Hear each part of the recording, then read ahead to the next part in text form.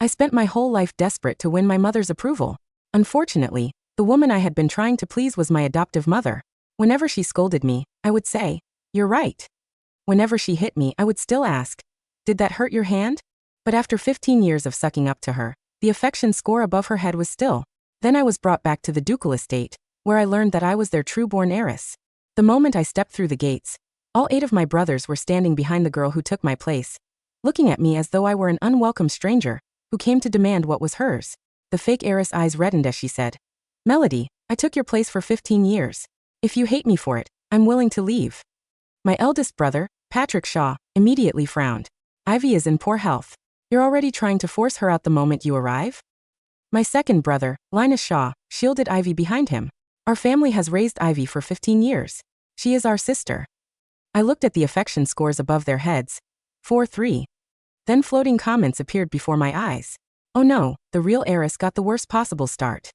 All 8 brothers are total sister-con fanatics, but unfortunately, the sister they adore isn't the female lead. I did not care about any of that. I only wanted to know where my real mother was. More comments drifted across my vision. Unless she can win over her biological mother, the princess regent. My mother was the princess regent. Just then, a woman stepped down from the royal carriage outside. The affection score above her head slowly lit up. My eyes sparkled as I called out excitedly, "Mother!" Finally, my particular talent had found its perfect target. I was definitely winning her over. My call rang out, sharp and clear, and everyone in the hall froze.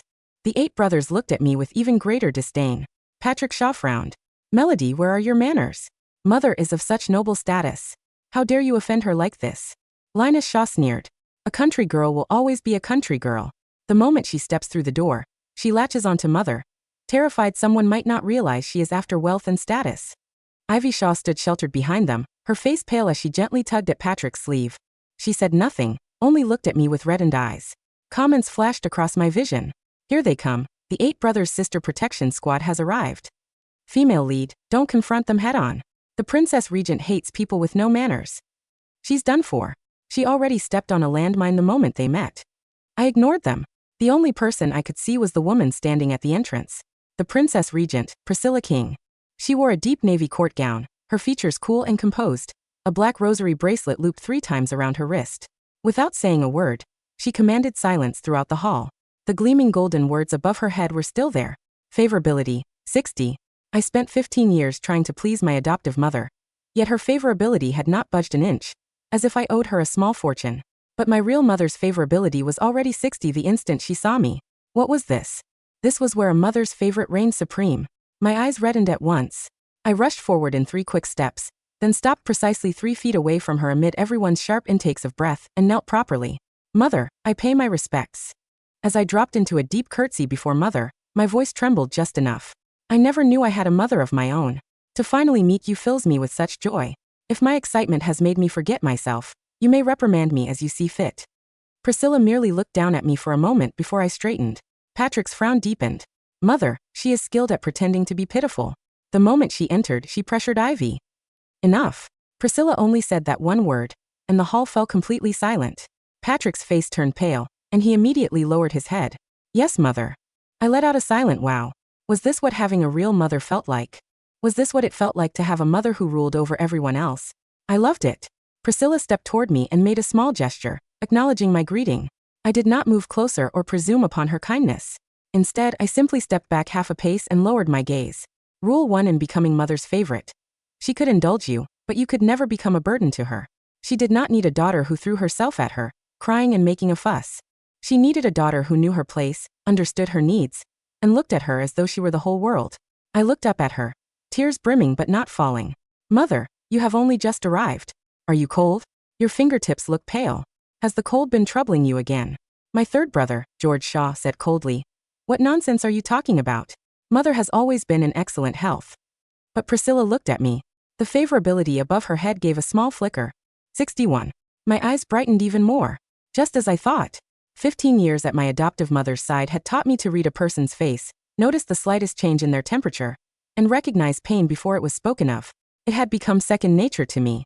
Priscilla's left thumb kept pressing unconsciously against the bone of her wrist, and her breathing was half a beat lighter than normal. She was not simply holding herself with poise. She was suppressing the ache caused by the cold. I said softly, I used to make hand warmers for my family. If mother would permit it, I can make one for you as well. It may not be much, but it will keep your hands warm. Ivy suddenly began to cough. Her eyes reddened at the corners as she coughed, looking as though a gust of wind might shatter her. Mother, Melody has only just returned, yet she is already so devoted to you. I am truly happy for you. Then she lowered her head again. I was simply too thoughtless. I never realized you're troubled by the cold. A perfectly chosen remark. It made her sound wounded, while quietly implying that I had barely arrived, and was already trying to win mother's favor. Sure enough, several of my brothers immediately felt sorry for her. My fourth brother, Jaden Shaw, said at once, Ivy has stayed by mother's side every day all these years. Mother knows how delicate her health is. How could she make Ivy worry about such trivial matters? I nodded earnestly. Jaden is right. Ivy is delicate. Naturally, she should not have to concern herself with such matters. Ivy's expression froze. I turned to Priscilla, looking up at her eagerly. Mother, I am strong. I can look after these things for you. For a moment, the comment feed went quiet. Then it exploded. She's so good at this. Wow. She's completely devoted to her mother. Oh God. She isn't fighting the fake heiress for her brothers. She's only fighting for her mother. The corner of Priscilla's lips barely moved. Favorability, 63. Fireworks exploded in my chest. The pitiful single-digit favorability ratings above my brothers' heads were completely forgotten. What were they anyway? Just scraps mother had produced along the way. They assigned me to Willow Court. It was not the grandest residence on the estate, but it was the one closest to Priscilla's private apartments. That alone was enough to show that Priscilla cared for me. Sharon Smith was the lady's maid Priscilla had assigned to me. As she made up my bed, she lowered her voice and reminded me, My lady, all the young lords of the house adore Lady Ivy. You have only just returned, so it would be best not to compete with her. I was seated by the hearth, slowly preparing a warm ginger cordial. Without looking up, I said, Who said I wanted to compete with her? Sharon froze. Slowly stirring the ginger syrup with a silver spoon, I said seriously, She may have my brothers, the betrothed, and all the pearls and jewels, but mother is all I need. Sharon was speechless. Comments flashed across my vision. She sees the bigger picture. Female lead. Keep the 8 brothers. I only want the woman who decides who stays and who gets thrown out. I let the ginger cordial steep until it was fragrant, then added a few fine strips of orange peel. Priscilla was sensitive to the cold, so I could not give her anything too rich or overly sweet, lest it upset her stomach. She needed to be nourished gently. Every winter, my adoptive mother complained of icy hands and feet, yet she detested bitter medicines and would scold me for being useless. After being berated often enough, I forced myself to learn how to prepare medicinal foods. Unfortunately, she had never appreciated any of it. But things were different now. I carried a small cup of warm ginger cordial to Priscilla's private apartments. Before I entered, I heard Ivy's gentle voice from within. Mother, Melody has only just returned, yet you have already given her Willow Court. My brothers may have kept quiet, but I fear they are unhappy about it. Priscilla asked evenly, Why would they be unhappy? Ivy hesitated for a moment, then gave a soft laugh. That was not what I meant. Willow Court was once set aside for me while I recovered from illness. Naturally, it is only right that Melody should live there now.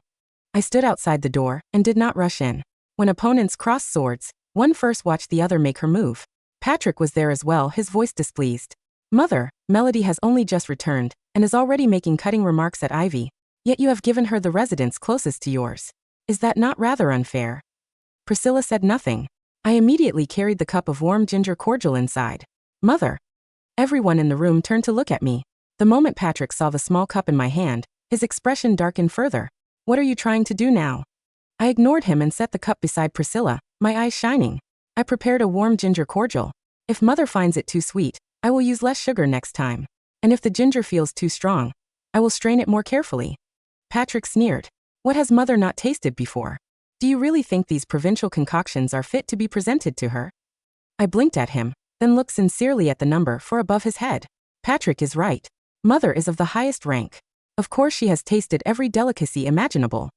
His expression eased slightly. Then I added, but whether mother has had it before and whether I wish to make it for her are 2 different matters. Patrick choked on his words. Comments flashed across my vision. What flawless logic. You can call her poor, but you cannot say she does not love her mother. Priscilla lifted the cup and took a taste. Ivy frowned slightly. The next moment, the favorability number above Priscilla's head changed. 65. I nearly laughed aloud. It tastes quite good, she said evenly. I was delighted, as though she had bestowed a royal fortune upon me. I am so glad you like it. Tomorrow, I will make you a light barley cream. then poached pears with honey the day after, and a nourishing chicken broth the day after that. Ivy suddenly gave a soft cough. Melody, mother's meals have always been prescribed by the royal physician. If you send food to her without permission, it may interfere with her treatment. Patrick immediately agreed. Ivy is right. Even if you wish to please mother, you should know where to draw the line. I lowered my head, as though I had been scolded into silence. Priscilla glanced at me. Send for the physician. The royal physician was summoned at once. After examining the ginger cordial, the physician bowed. Your Royal Highness, Lady Melody has used mild ingredients. This cordial is well suited to easing the chill that troubles you, though it should be taken in moderation. I nodded obediently. I understand. I will give mother only one small cup each day. The smile on Ivy's face nearly slipped. Priscilla drew the cup closer to herself. From now on, anything she brings is to be inspected first, then served. Patrick frowned. Mother, you truly want to drink it all? Priscilla looked up at him. Am I not permitted to accept something my daughter has made for me? Patrick's face turned pale, and he did not dare say another word. I lowered my head, but the corners of my lips threatened to turn up. Comments flashed across my vision. So satisfying. The 8 Brothers Sister Protection Squad has been defeated. The fake heiress is sensing a crisis. She has realized the female lead is not fighting for the brothers. She is farming favorability points. That night, Priscilla's favorability remained firmly at. I lay in bed, too excited to sleep. This was what it meant for effort to be rewarded. On the 3rd day, I began making Priscilla a hand muff. It sounded simple enough, but it was not. An ordinary hand muff only needed to be lined with wool, but Priscilla's chill had settled deep in her joints. I needed to sew a thin sachet into the lining, filled with dried ginger, cloves, rosemary, and warmed salt, enough to soothe the cold without becoming too harsh. I worked in my room all afternoon and pricked my fingertips several times. Sharon watched with distress. My lady, please rest. Her Highness does not lack skilled needlewomen. I bit off the end of the thread and shook my head. A needlewoman does it as her duty. I do it out of a daughter's devotion. How could they be the same? Comments flashed across my vision. Priscilla may have countless servants, but only one truly devoted daughter. She really has me in tears. I had only just finished one muff when Ivy arrived. She wore a pale pink cloak that day, her complexion even paler than before. My 5th brother, Stephen Shaw, followed behind her. What are you making? Her voice was so soft, as though she were afraid of disturbing me. I put the hand muff away. A little something for mother. Ivy's eyes immediately reddened. You're so thoughtful. Unlike me, I have been ill for so many years that I cannot even hold a needle steady. Mother always told me not to tire myself. I truly thought that simply staying by her side was enough to show my devotion. Stephen immediately looked distressed. Ivy, you are frail. Mother dotes on you too much to ever ask you to make such things. When he finished speaking, he turned to me, his tone unfriendly. Melody, are you parading these things before mother just to make Ivy appear unfilial? I stared at him. She was remarkably skilled at shifting the blame. Clearly, she had had plenty of practice. I looked down at my pricked fingertips, then at Ivy. Her eyes were full of tears, but there was a faint smile hidden in their depths. Then I understood. She was not afraid of losing my brothers or her jewels to me. She was afraid that, as Priscilla's real daughter, I would use the word devotion to make her 15 years by Priscilla's side seem meaningless. If she was afraid, then I was on the right path. I said softly, Stephen, you have misunderstood. I did not make this to suggest that Ivy lacks devotion. Stephen sneered. Then what did you make it for? I lifted my eyes and answered earnestly. To make mother more comfortable. Stephen choked on his words. Comments flashed across my vision. Ha ha ha, every word out of her mouth is about mother. She will not even enter the arena to fight for her brother's affection. Attack ineffective. Attack reflected. Ivy suddenly reached out as though she wanted to inspect the hand muff. Melody, you have made it so beautifully. May I see it? I did not refuse. As she took it, her fingertip lightly caught on the lining. The next instant, she drew in a sharp breath. A bead of blood welled on her pale fingertip. Stephen's expression changed drastically. Ivy hurriedly hid her hand in her sleeve, but tears fell from her eyes. It is nothing. I was simply careless. Stephen snatched the hand muff away, and found a snapped needle fragment lodged inside. He looked at me as though he wanted to kill me. Melody, how could you be so cruel? I looked at the needle fragment, and sneered inwardly. When I sewed, I had been terrified mother might be pricked. I had checked the muff inside and out 3 times. How could I possibly have left a needle fragment behind? Ivy's scheme was not especially clever, but it worked. Because in my brother's eyes, one drop of her blood mattered more than my life. Stephen raised his hand, about to hurl the hand muff to the floor. My expression changed. I rushed forward and clutched it to my chest. Do not throw it away. It is for mother. He paused, growing even angrier. You are still thinking of pleasing mother at a time like this? I held the hand muff tightly and looked up at him. Stephen, you may strike or scold me, but you cannot destroy something meant for mother. Stephen's face turned livid with rage. Just then, a cool voice came from the doorway.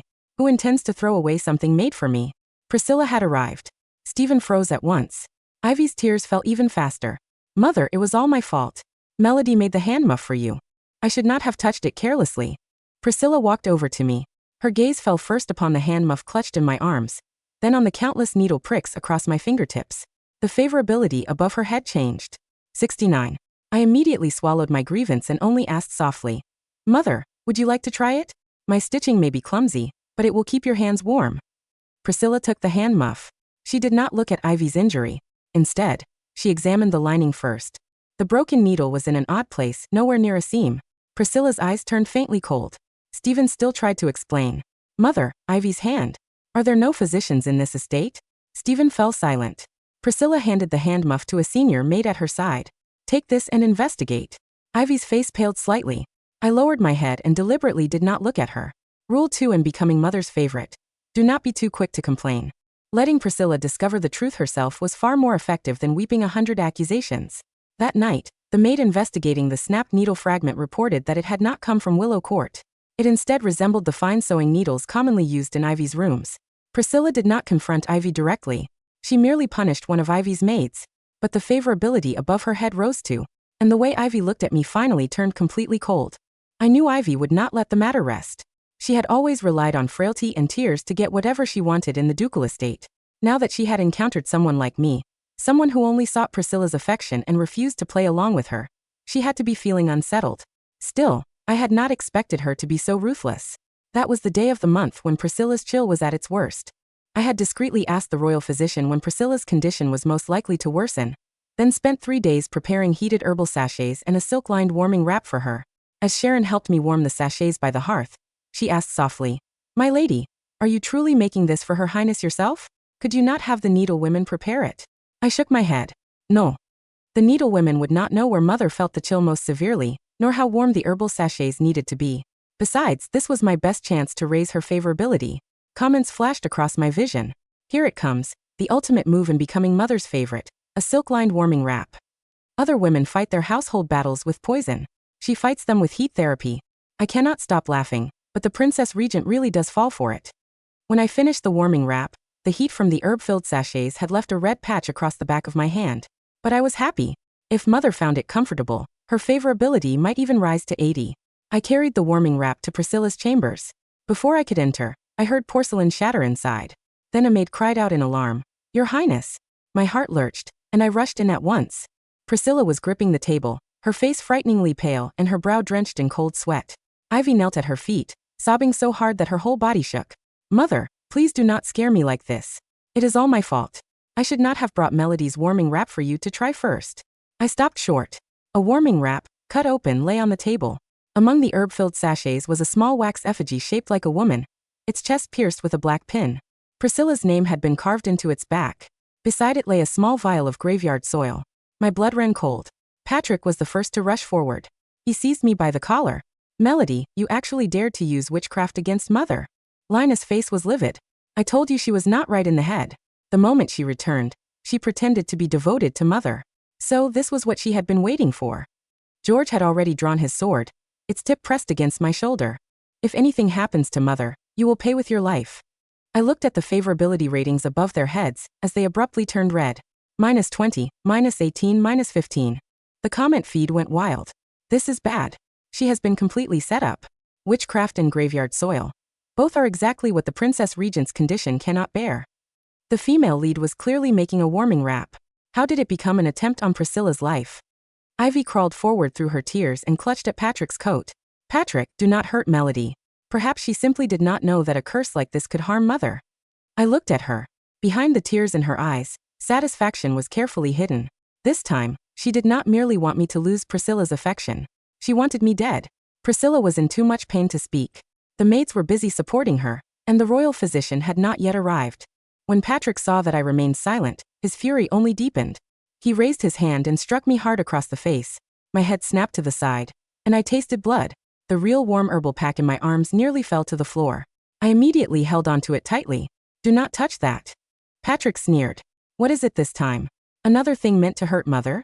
I shook my head, my voice trembling. No. This can save Mother's life. Linus snatched it from me. You still dare deny it? I lunged for it, but George forced me down by the shoulder, my knee striking the floor hard. Right in front of me, Linus smashed the herbal pack violently onto the floor. Fine medicinal powder scattered across the floor.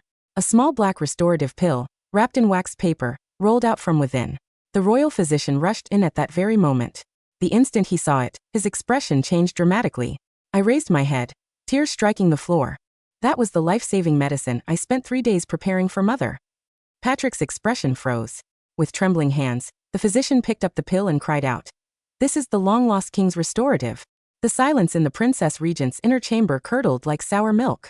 The royal physician, Master Vance, did not look at Patrick, nor Linus, nor George's drawn blade still resting a hair's breadth from my neck.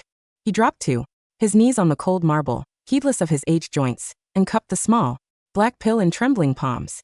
He held it under his nose, inhaled once, and his milky eyes went wide. 9-cycled snow lotus. Cinnabar resin steeped in plum blossom water from the northern ridge. Dried viper gall cured over 7 winters. Vance's voice shook so violently his beard quivered. This is the lost restorative formula of the late imperial abbot. Only 3 such pills were ever compounded before the palace fires 20 years ago. Where did this come from? I wiped the smear of blood from my lip with the back of my hand. The skin of my wrist was raw from where Linus had wrenched the pack away. It took 3 days, I said quietly, keeping my head bowed so my voice carried straight across the floor to where Priscilla sat clutching her chest. I scraped the dried resin from the inner bark of the ancestral cedar in Willow Court's courtyard. I ground the herbs myself. If you crush the wax shell, the center is warm to the touch. It is meant to unblock the stagnant cold around the heart. Meridian. The comments over my vision surged in a blinding cascade of text. Holy hell, she farmed an SSS-tier medicine using scrap materials from her courtyard. Look at the doctor's face. Look at the brothers' faces. Slap them. Slap them into next week. Patrick's hand, still raised from striking me, dropped slowly to his side. His knuckles were pale. You made this? How could a girl raised in a gutter know the lost formula of the imperial abbot? My adoptive mother was an outcast herbalist who served the southern borders. I answered softly, my voice devoid of anger, full only of simple, aching sincerity. Whenever she had the shivering fits, she would beat me until I found the ingredients to make it for her. I spent 7 years learning to roll these pills in the dark, so she would not strike me with the firewood tongs. I thought my real mother might need it more. The chamber went deathly still. Priscilla slowly lowered her hand from her chest. Her breath, previously ragged and shallow, seemed to catch in her throat. She looked at me, not at my face but at my bleeding mouth, my bruised knees pressing hard against the scattered powder on the floor, and the jagged needle marks that covered every single one of my fingertips. Above her head, the golden numbers flickered violently. 72, 75, 78, 80. 80. An affection rating of 80 was the threshold where a parent would rewrite their ancestral will. Vance, Priscilla commanded. Her voice was weak, but the iron edge in it was unmistakable. Give it to me. Ivy cried out, lunging forward on her knees. Mother, no. We don't know if it's tainted. Even if it looks like the restorative, what if she mixed nightshade into the binding paste? Patrick saw the cursed effigy with his own eyes. If you take this, you might. Silence, Priscilla whispered. It was not loud, but Ivy stopped as if a hand had closed around her windpipe. Master Vance dissolved the pill in a porcelain spoon of warm water and presented it to Priscilla with bowed head. Priscilla swallowed it without hesitation. For 10 agonizing seconds, nothing happened. Ivy watched with her breath held, her eyes glittering with a desperate, frantic hope that the medicine would fail. Patrick and Linus stood frozen, George's sword hand slightly trembling. Then color returned to Priscilla's lips. The gray, deftly cast over her skin receded like a tide, replaced by a faint, healthy rose. The violent trembling in her left thumb ceased. She exhaled a long breath of gray vapor, and when she opened her eyes, the sharp, terrifying brilliance of the princess regent had returned in full force. Mother, Patrick stepped forward, relief washing over his features. Thank the heavens you are. Crack. The sound echoed through the high-vaulted chamber like a whip. Priscilla had not stood up. She had simply lifted the heavy jade teacup beside her and hurled it. It shattered against Patrick's boots, scalding tea splashing across his embroidered silk trousers. Patrick went stiff. You struck her, Priscilla said, her voice dropping into a register that made Every servant in the room dropped to the floor in terror. Mother, I was protecting you. The effigy. The effigy, Priscilla repeated coldly. She turned her gaze to the wax doll on the table, then to Ivy, whose knuckles were white against her skirts. Linus, pick up that effigy. Linus swallowed hard, stepped over the shards of jade, and picked up the doll. Mother, the carving on the back is your birth name, and the pin is inserted directly into the lung meridian, exactly where your chill settles. What is the doll made of? Priscilla interrupted. Linus blinked. It is beeswax. What kind of beeswax? Linus looked down, confused. Master Vance, still on his knees, lifted his head. Your Highness, the imperial wax used in the regent's estate is scented with sandalwood. The beeswax used by commoners in the provinces is mixed with tallow and smells of mutton fat. Priscilla's eyes were like ice picks. Vance, smell the doll. Vance took the doll, sniffed it once and bowed low. It is pure royal white. Beeswax, scented with aged sandalwood. It comes exclusively from the inner storehouse. The comment feed erupted. Caught in 4K. Melody has been here for 3 days. She doesn't even know where the inner storehouse is. Ivy's face. Look at Ivy's face. She's turning blue. Priscilla's gaze shifted slowly toward Ivy. Ivy, she said softly. You manage the distribution of the inner storehouse. Supplies, do you not? Ivy's knees buckled completely. She collapsed onto the floor, sobbing uncontrollably. Mother, I don't know. Someone must have stolen the wax from my storage to frame Melody. I would never. I have loved you for 15 years. How could you suspect me over a stranger? She reached out to grab Priscilla's hem, but Priscilla pulled her skirts away as if avoiding a puddle of mud. You brought the warming wrap in, Priscilla said. You opened it. You cried out that there was a curse before the wrap had even left the tray. And while my real daughter was outside in the snow bringing me medicine that cost her blood, you were inside, screaming for her execution. George hurriedly sheathed his sword, his face burning red. Mother, we were only worried for your safety. Get out, Priscilla said. The 8 brothers looked at each other in horror. Mother, Patrick began. All 8 of you, leave my sight. Go to the ancestral hall and kneel until tomorrow morning. If any of you stands before dawn, your stipends are forfeit for a year, and your garrison commissions will be revoked. Linus looked as if he had been slapped with a frozen fish. Stephen tried to speak, but George pulled him back by the collar. One by one, with gray faces and dragging feet, the brothers backed out of the chamber, not daring to cast even a glance at the weeping Ivy. When the heavy oak doors shut behind them, only Priscilla, Vance, Sharon, Ivy, and I remained. Priscilla looked down at me. I was still kneeling on the cold floor, surrounded by the spilled powder of the medicine that had nearly cost me my life. I did not look triumphant. I did not smile. I merely looked at her with genuine, radiant relief, my eyes soft with unshed tears.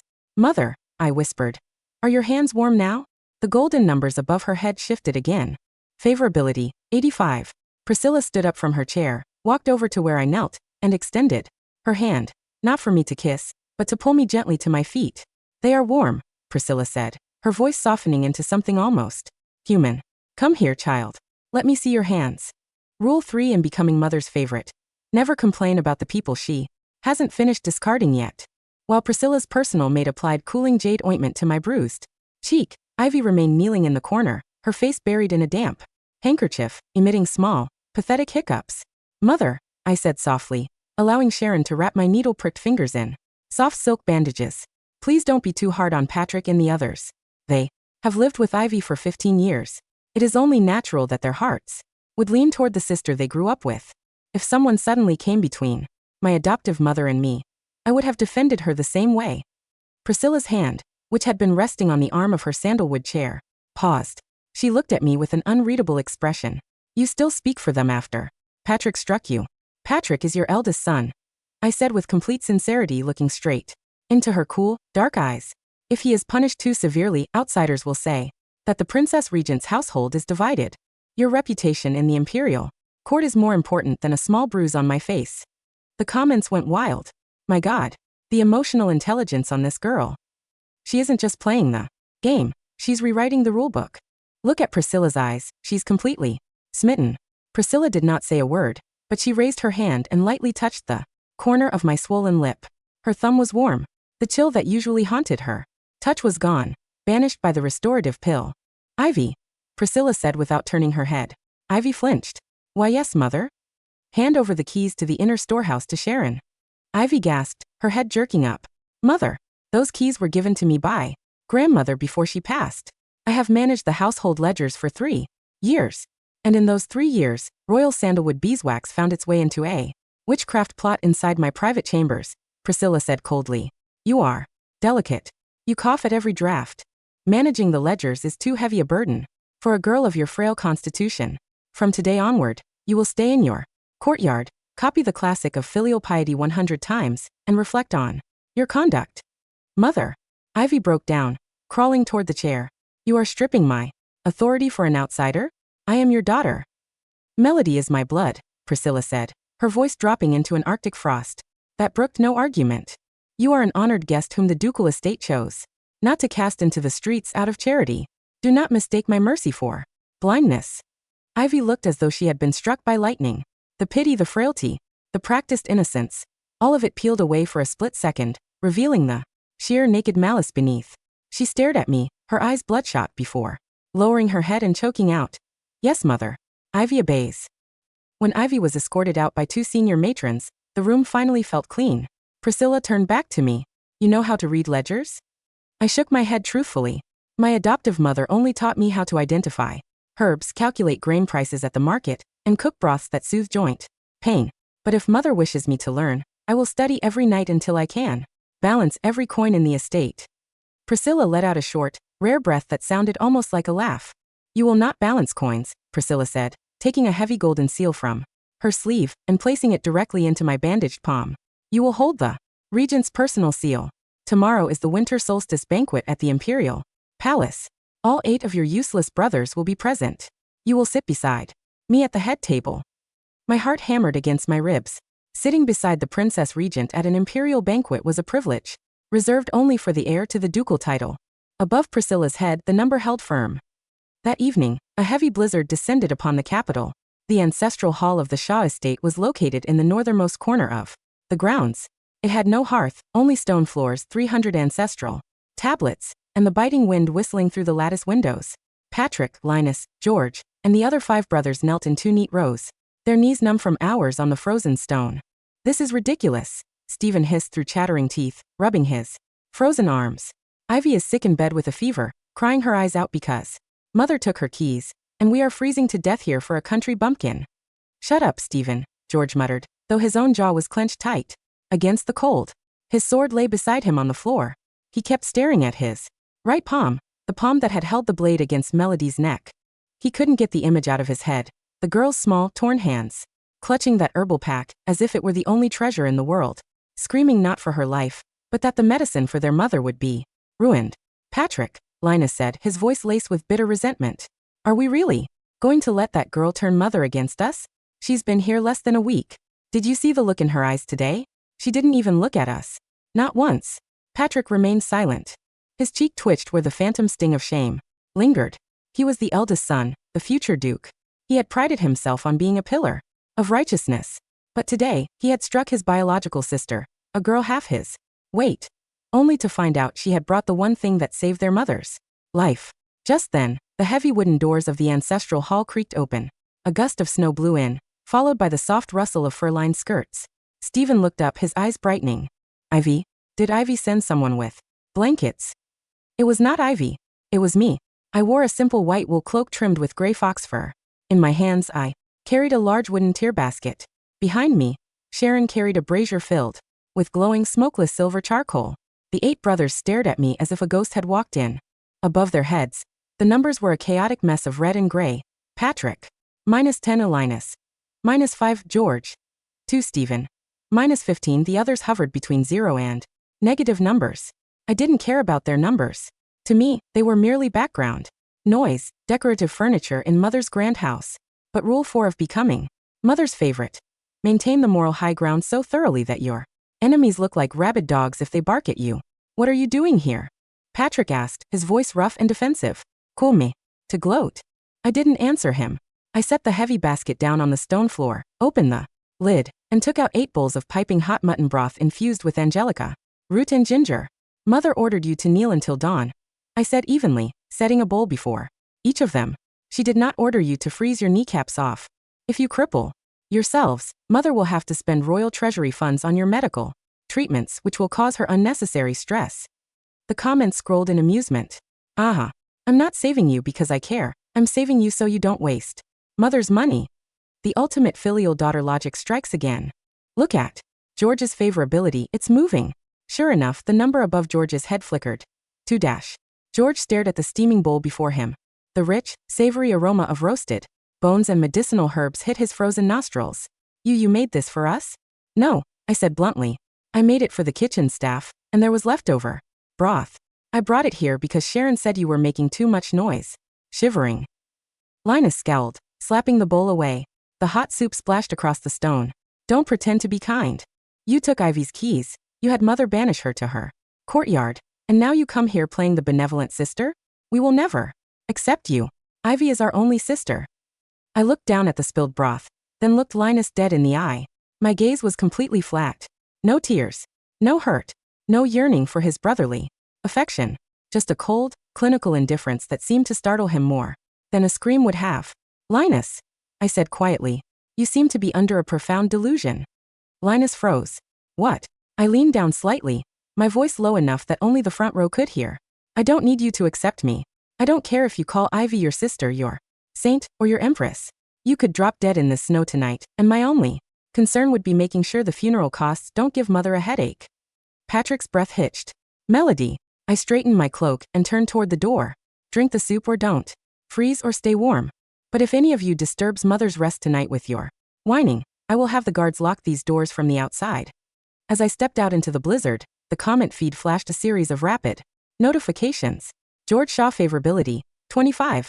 Patrick Shaw favorability, 5. Linus Shaw favorability, 0. Fourth brother Jaden favorability, 12.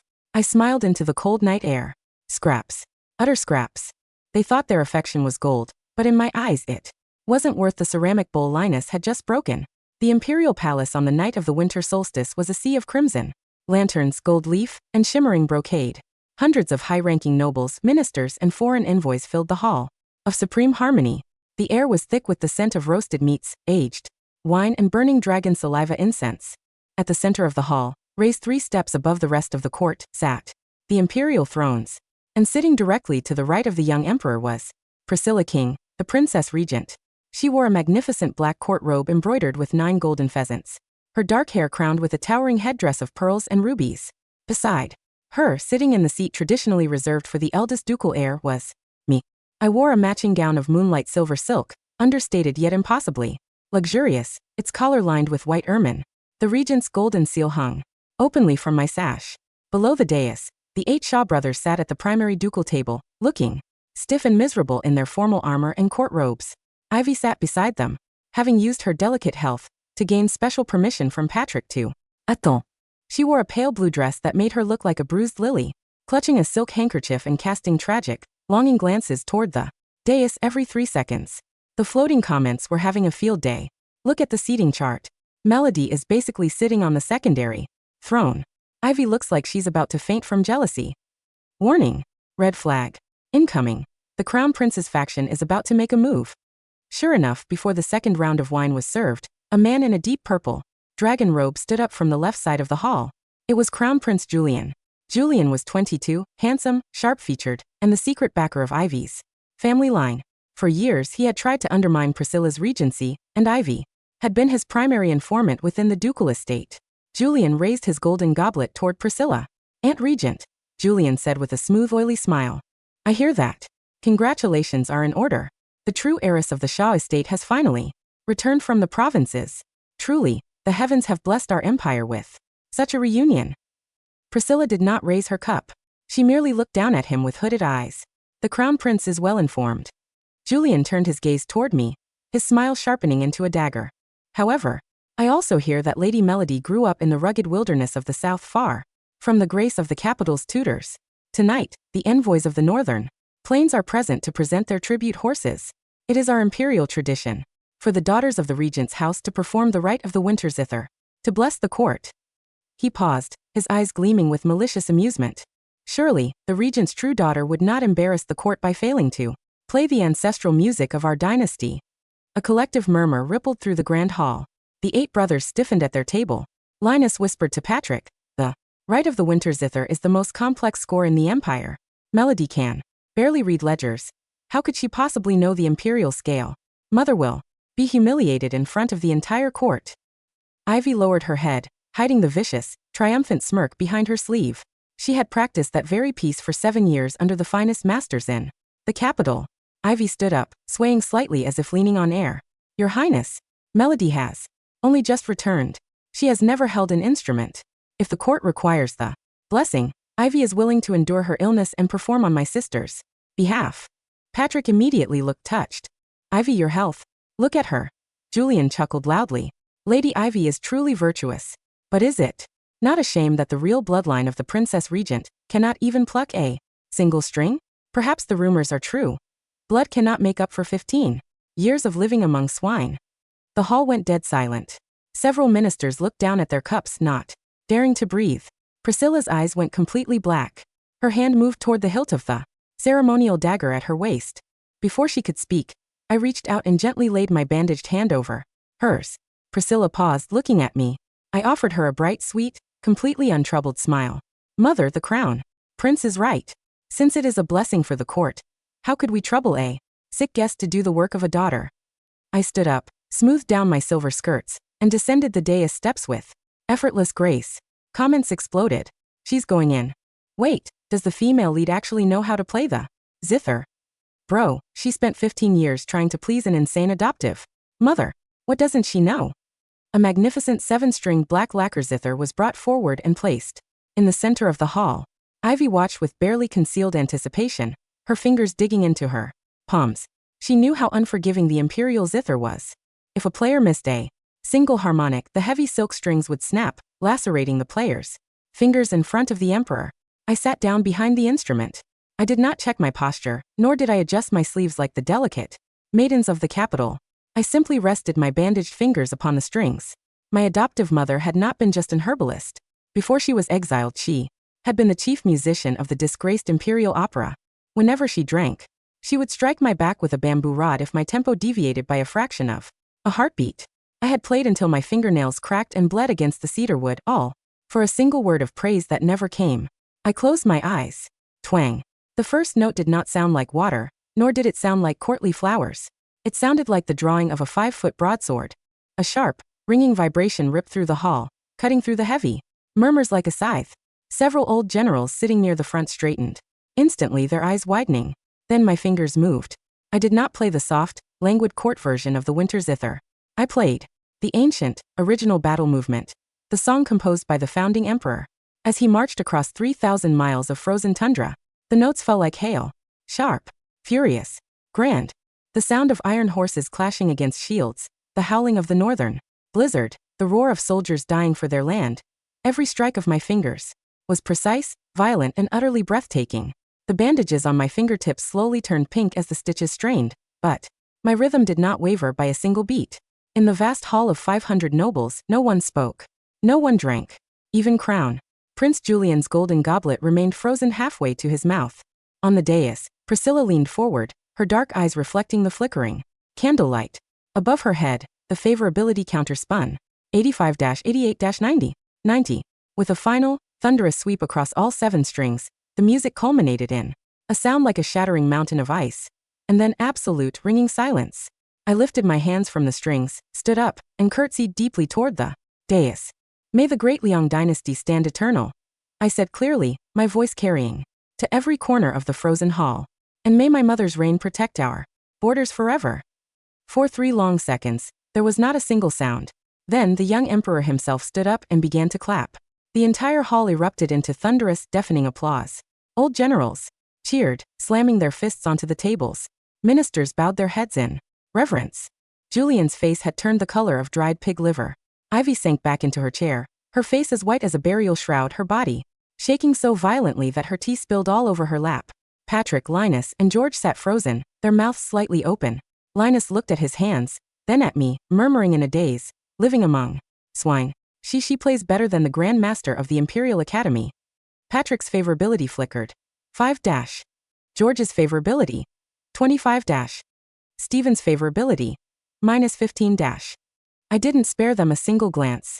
I walked back up the stairs, knelt beside Priscilla's chair, and looked up at her with bright, expectant eyes, like a hound bringing back a prize stag. Mother, I whispered softly, did I bring honor to your name? Priscilla did not answer with words.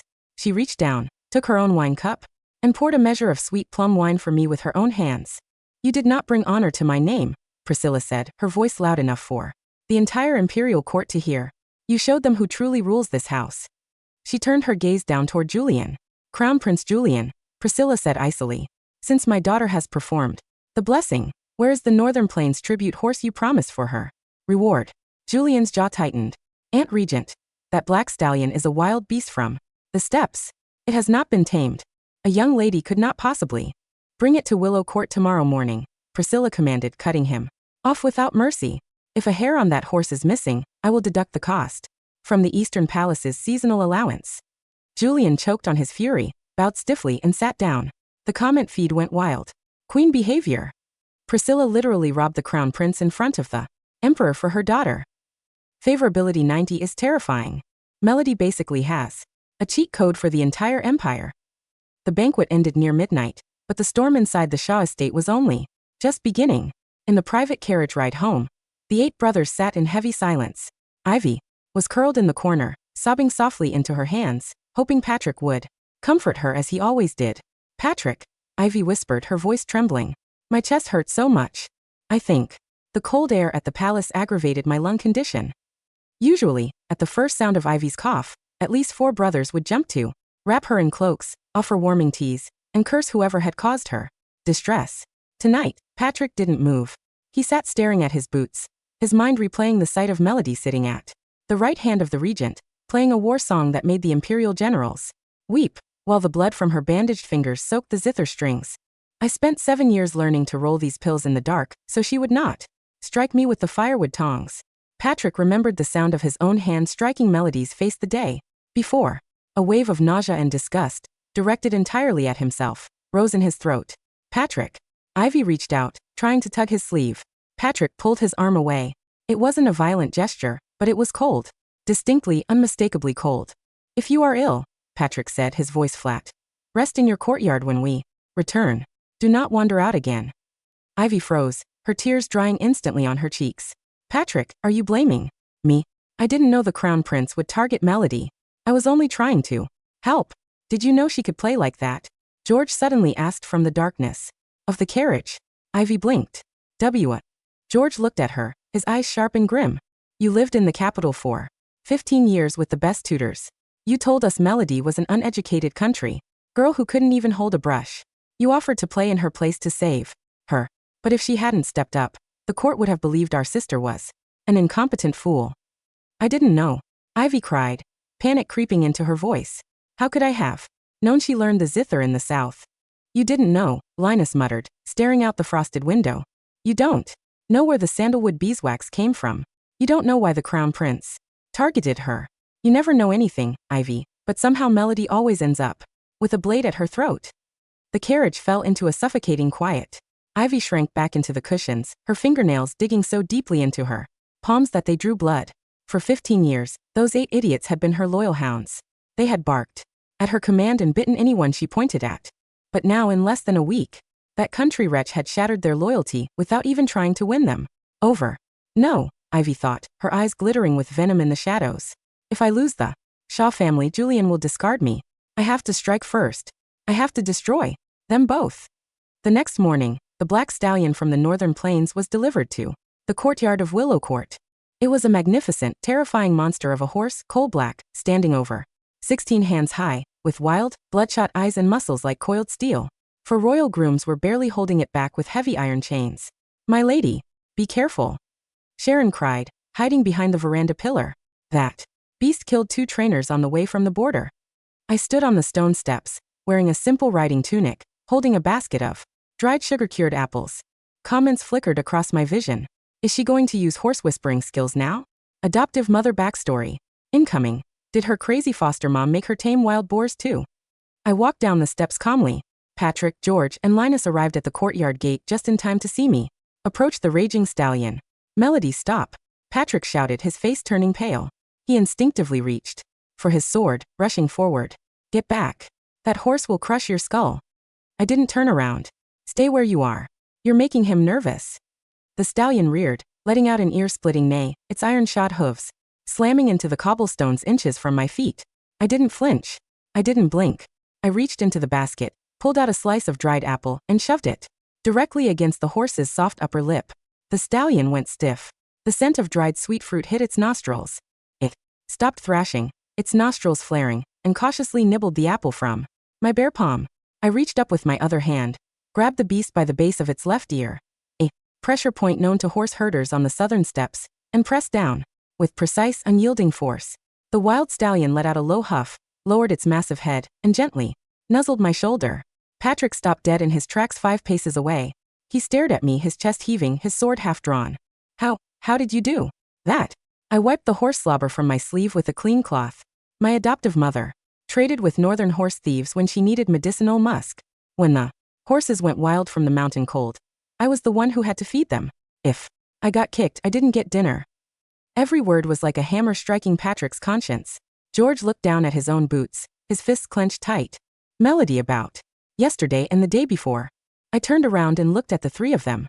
Their favorability scores hovered above their heads. Patrick, 45, George, 55, Linus, 20. They were looking at me with guilt, hesitation, and a desperate, pathetic desire for reconciliation. They wanted me to yell at them. They wanted me to cry, to demand an apology, to give them a chance to play the protective older brothers they had been for Ivy. I gave them nothing. If you are looking for Mother, I said politely, my voice as smooth and emotionless as a mirror, she is in the War Council room reviewing the northern border rations. Please do not loiter in my courtyard. You are tracking mud onto the clean stones. Patrick felt a sharp, stabbing pain in his chest. Melody, we are your brothers. Biologically, I agreed with a faint, courteous nod. Now, if you will excuse me, I must take this horse to Mother's stables. She mentioned yesterday that her carriage team needed a stronger lead stallion. I took the reins and led the massive black beast past them without looking back. Patrick Shaw favorability, 55 despair. George Shaw favorability, 65 guilt. Linus Shaw favorability, 35 regret. The comments were howling with laughter. Elmio, the harder they try, the less she cares. Melody, thanks for the horse. Mother will love it, now get out of my yard. This is the ultimate revenge. Total emotional irrelevance. 3 weeks later, the annual Imperial Winter Hunt was held in the Western Forest. The hunt was not merely a sport, it was a political arena. Crown Prince Julian had gathered several border commanders to his side, while Priscilla's faction maintained absolute control over the Imperial Guard. The forest was blanketed in 2 feet of snow.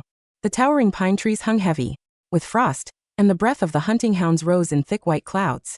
Priscilla rode a white mare at the front of the royal retinue, dressed in black leather armor trimmed with gold. I rode beside her on the tamed black stallion, carrying a light composite bow. Ivy was not supposed to attend, but Julian had personally petitioned the emperor to allow her to stay in the royal hunting lodge, citing her need for fresh mountain air. As the hunt began, the horns sounded, and the nobles scattered into the deep woods in pursuit of red deer and snow foxes. Melody, Priscilla said quietly as our horses trotted side by side along a frozen stream. Yes, Mother. Julian has moved 300 private guards to the southern ridge of this forest under the guise of an imperial escort. Priscilla's eyes were cold as she surveyed the tree line. He intends to stage an accident today. I didn't panic. I checked the herbal sachet tied to my saddle, the one filled with sulfur, dried mint, and snake venom antidote. Mother knew this before we left the estate? Of course, Priscilla said with a thin, ruthless smile. A tiger does not walk into a trap unless she intends to skin the hunter. But you should have stayed at the lodge. It will not be clean. I looked at her, my eyes shining with absolute devotion. Where Mother is, that is where I belong. If Julian wants your life, he will have to step over my corpse first. The golden counter above Priscilla's head trembled. 90-95. 95. At 95, a mother's devotion became an absolute, unbreakable fortress. Suddenly, a sharp whistling sound cut through the frosty air. Thwack. An iron-tipped crossbow bolt struck the snow 3 inches from Priscilla's horse's hooves. The white mare reared, whinnying in alarm. From the dense thicket on the ridge, dozens of masked men in unmarked gray armor emerged, their crossbows leveled directly at Priscilla's chest. At the same time, from the rear path, Patrick and George came galloping forward, having heard the commotion. Mother! Patrick roared, drawing his broadsword. Assassins! Form a circle. Too late. A cold, mocking voice echoed from the trees.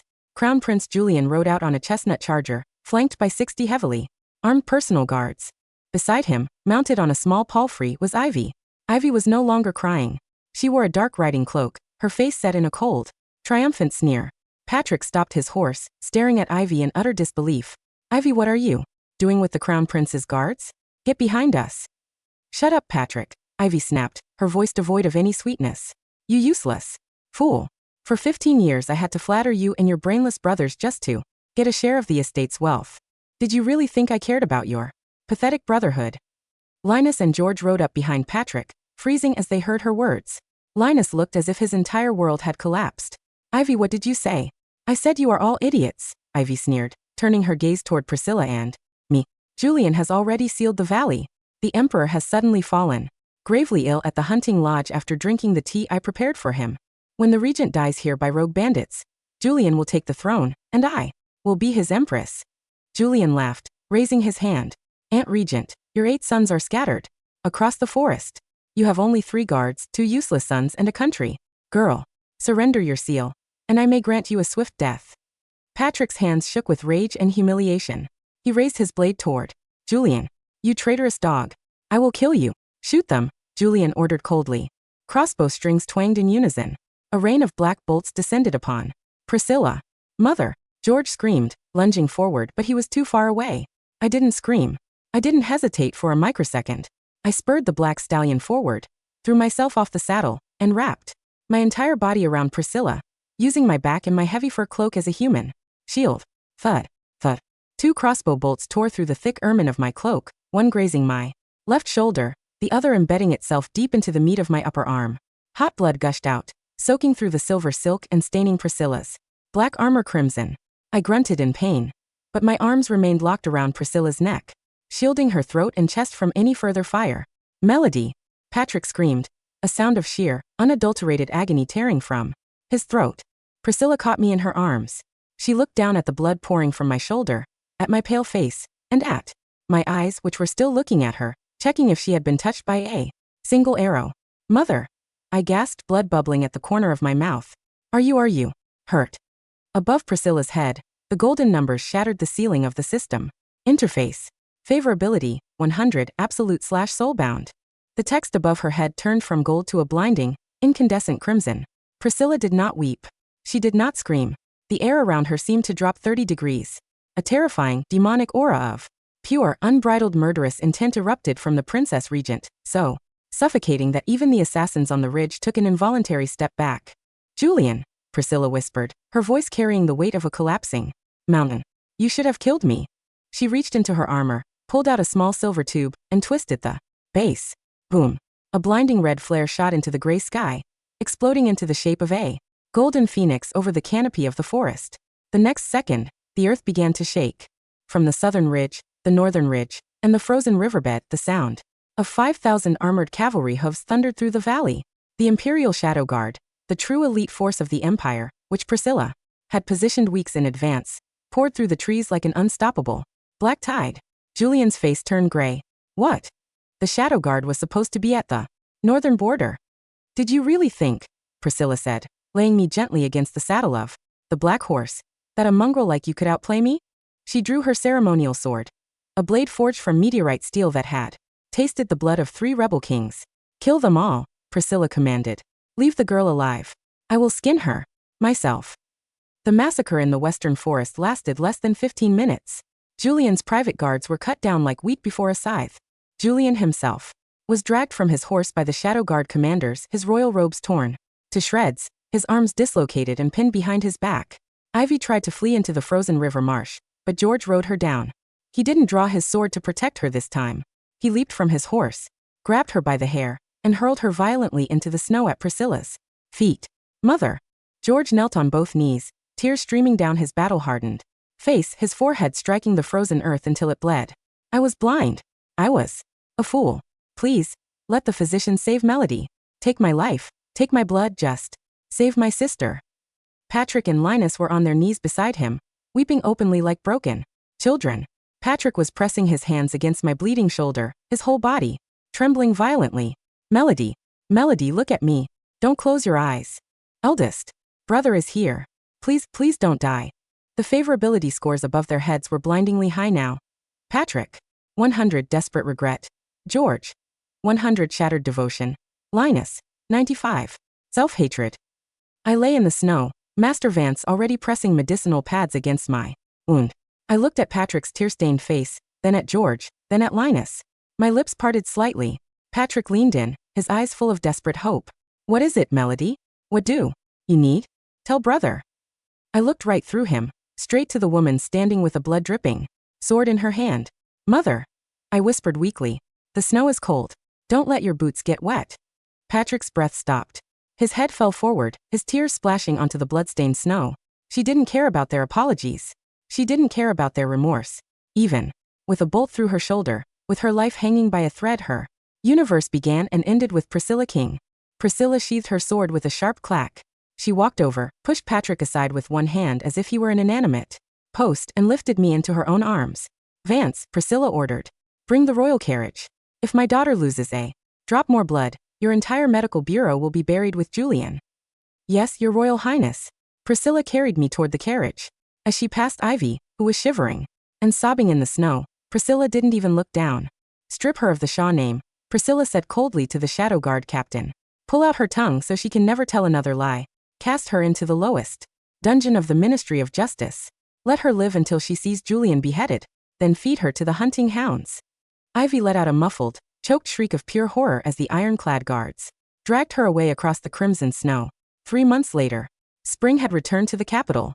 The weeping willows in Willow Court were budding with fresh green leaves, and the peach blossoms outside the regent's palace were in full glorious bloom.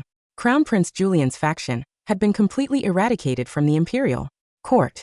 The young emperor had formally issued an edict appointing Princess Regent Priscilla King as the supreme chancellor of the realm, with absolute authority over the military and the treasury.